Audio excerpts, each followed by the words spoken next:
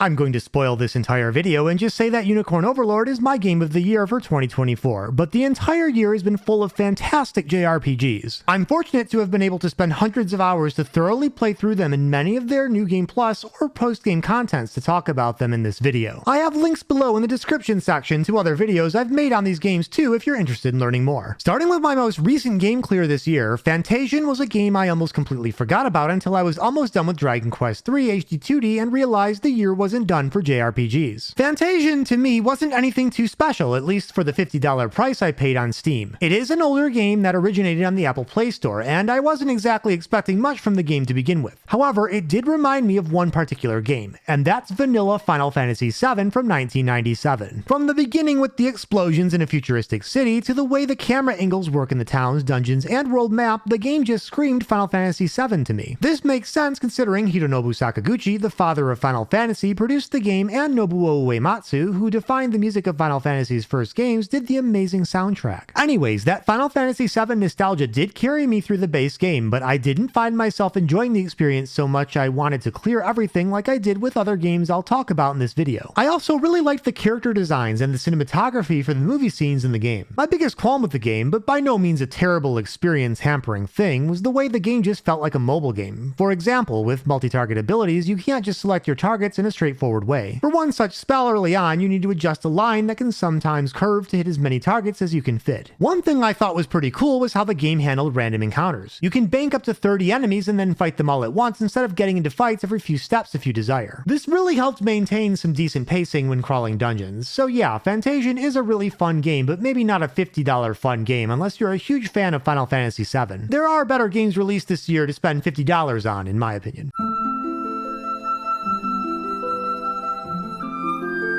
I was really excited to play Dragon Quest III HD 2D, and the game didn't disappoint me at all, although one aspect of the game really bothered me. The personality system in this game is terrible and should have never existed. I had to reserve an accessory slot to fix bad personality rolls through most of the game, and this hampered my ability to resist important ailments. Within the grand scope of things, personality really didn't make a huge difference, but it just bothered me knowing I could have engineered my characters with better growths from the get-go. Upon research, I discovered the personality feature was actually added in a later remake of Dragon Quest III, and it's the one thing I just did not like about this game. Other than that, it's a gorgeous, fantastic game that stays true to its NES roots with Koichi Sugiyama's soundtrack and the job system. I love the HD 2D representation of the diverse towns in the game, especially the towns in the latter quarter of the game. The new Monster Wrangler class is really strong and I'd say almost necessary if you don't want to jump through too many hoops recruiting monsters. But even with the Monster Wrangler class, you still have to approach many of the monsters at very specific times of the day to recruit them, which is actually kind of annoying. In my previous Dragon Quest video, I mentioned how I rarely class change when I play Dragon Quest III, but I was tempted and ended up changing most of my party over to another class before I reached the end of Dragon Quest III's extensive postgame, which adds new content specific to this remake. The game does include a Draki Quest difficulty mode to make your party literally unkillable too if you want to mess around with eccentric party setups or just completely avoid grinding if you made bad decisions selecting and equipping your party members. Even with the existence of Draki Quests, Dragon Quest III HD 2D is definitely a game more for fans of classic-style JRPGs, and despite the changes, it does inherit some of its datedness in the remake. The game did release at a hefty $60 price tag, but I personally felt like I got my value out of this game. Dragon Quest III HD 2D sold like gangbusters in Japan, like 10 times more than Metaphor ReFantazio did over there, just going by Famitsu numbers, which is a testament to just how strong Dragon Quest is as a brand in Japan, even as a remake within the series as opposed to a brand new game. Personally, I'll definitely be purchasing Dragon Quest I and II Remake when that releases in 2025. Romancing Saga 2 Revenge of the Seven was one of the best JRPGs I played this year, hands down, and I'm now watching Zine, the developers responsible for this game, with an eye as close as the group at Acquire who developed the Octopath Traveler games. The Romancing Saga series, to me, is synonymous with Golden Age Final Fantasies 4 through 6, and the games released parallel to those in the 90s in Japan. This remake did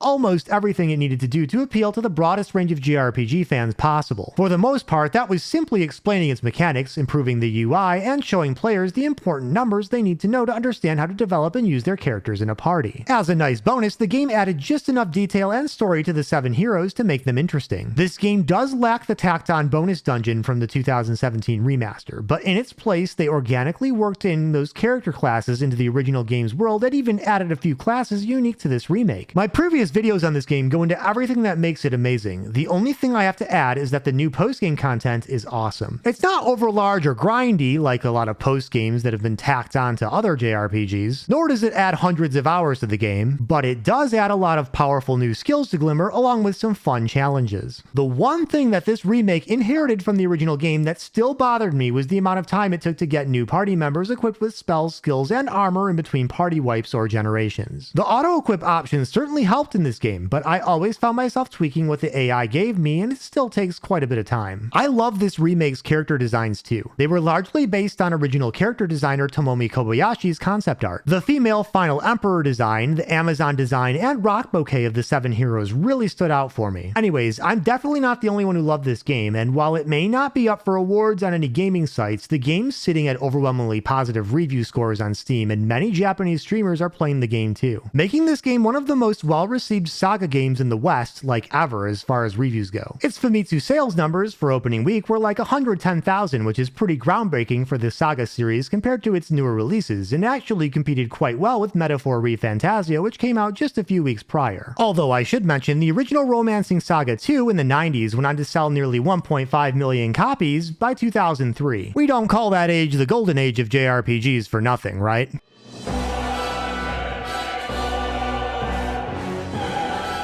Metaphor ReFantazio. I like this game more than I like Persona 5. I tend to enjoy fantasy settings more than reality settings, but I didn't $70 enjoy this game, and in fact, the game is already on a 25% discount on Steam as of the time I'm making this video, which makes me a little bitter that I paid $70 for it. Let me be clear, the game's not bad, but compared to a lot of the other amazing JRPGs I played this year, it just didn't grab me like they did at lower costs.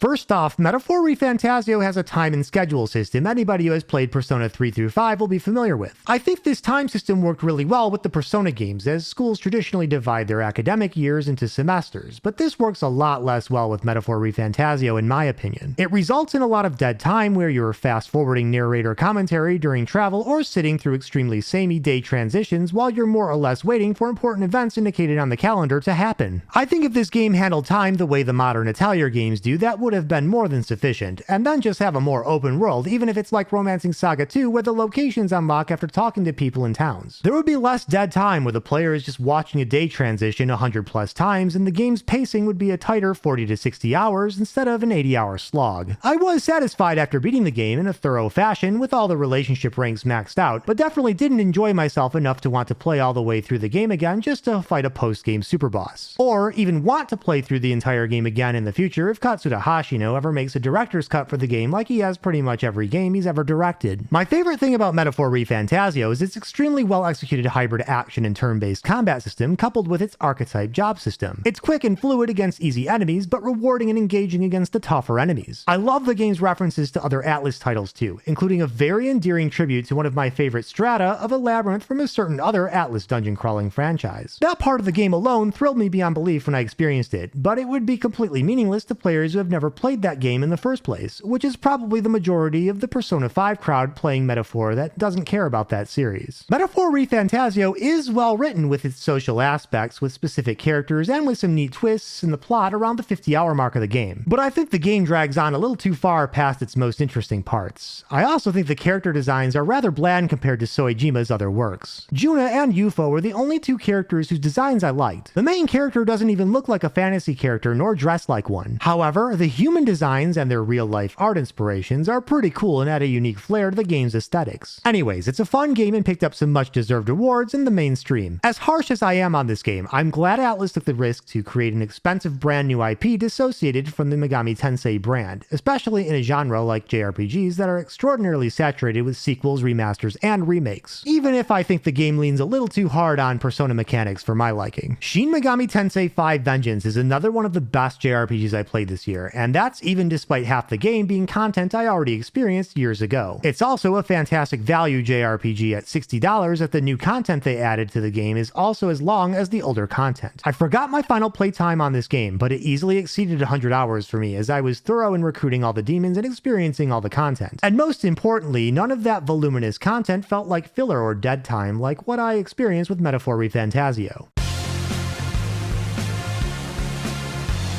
Tons of fantastic music, great demon designs, and 2 main routes through the game with multiple endings on both routes. I think the new route is the best route as it develops characters like Dazai better, but the entire game is worthy of the SMT flagship name. If you're a fan of surreal, darker, more philosophical RPGs and mythology, then you can't go wrong with Shin Megami Tensei 5. Compared to most JRPGs, Shin Megami Tensei 5 is lighter on human character interactions and heavier on demon party development. Shin Megami Tensei 5, along with Octopath Traveler 2 and the Xenoblade Chronicles games are, in my opinion, the best JRPGs of the current generation. Eiyuden Chronicle 100 Heroes may have missed the mark for me, but I'm glad the game exists. Suikoden was the first JRPG that put the PlayStation on the map for me in the 90s, and an excellent prelude to the future of JRPGs on the platform. So when I heard that the series creator, Yoshitaka Murayama, was forming an indie studio to create a spiritual successor to the series, I was very interested. Sadly, Murayama passed away only a few months before the game's worldwide release, but I got the chance to play it all the way through, and my thoughts on the game were very similar to my thoughts on Fantasian. I wasn't expecting much from an indie budget to begin with, so the game met my lowered expectations. Similar to how Fantasian reminded me of Final Fantasy VII, Eiyuden Chronicle reminded me heavily of Suikoden 2, almost to the point where I could point out a character and directly compare them to another character in Suikoden 2. The game was so much like Suikoden 2, it didn't even feel like it did much different from it aside from including a third main protagonist. And the game also shared the Suikoden series faults, where changing party members also meant spending even more time in menus equipping those new party members. With 120 heroes to recruit, and many of them being playable in your party, there was the potential for a lot of frustrating equipment Tetris. I personally liked Suikoden 2, but I loved Suikoden 1. Like Fantasian's relationship to Final Fantasy VII carried me through that game, Eiyuden Chronicle's relationship with Suikoden carried me through it as well. Not a fantastic game, but not a bad game either. I did manage to recruit everyone and get the best ending, but the game overall isn't something I'll be remembering for years to come. Saga Emerald Beyond is the wildcard RPG of the year. It's an RPG for a very specific kind of player of RPGs that definitely isn't your average player. I enjoyed the game, but it would definitely go lower on my list of priority buys compared to all the others I've played this year. It has an incredibly deep turn-based combat system and short main stories for whichever protagonist you choose. I've linked a video below based on the demo and the game's combat mechanics to give you an idea of just how deep the combat in this game is. The game is meant to be played through multiple times, and a second or third playthrough, even with the same character or characters, can be very different depending on choices you made in prior playthroughs, even on similar routes. It's definitely got the quirks of a Saga game, but I'd still recommend playing Romancing Saga 2, Revenge of the Seven, or Saga Frontier Remastered to people who have never played a Saga game in their life. I personally played through most protagonist stories multiple times and still feel compelled to go back and replay a few of them. I made a lengthy review of Class of Heroes 1 and 2, which I've linked below. I did receive copies of these games for free from PQ, but the games were already on my radar since I missed out on them in the Sony PSP era. They are basically anime wizardry games, but without the permadeath and some interesting mechanics to take advantage of in town. While the games come in a set, I believe you can buy them individually too, and if you want to give the series a try, I'd say go with Class of Heroes 2, as it's just a mechanically better version of Class of Heroes 1. You aren't missing much at all from not playing through the story of the first game. I'll probably be talking about the recently revealed Class of Heroes 3 coming west in 2025 in the future, as that game has been referred to by some random Japanese comments I saw when researching mechanics of Class of Heroes 1 and 2 as a kamige, or god game, or just a really good game. It's never been released in the West before either, and I love seeing Japanese exclusives from the past get a chance in the West, even if it's only many years later.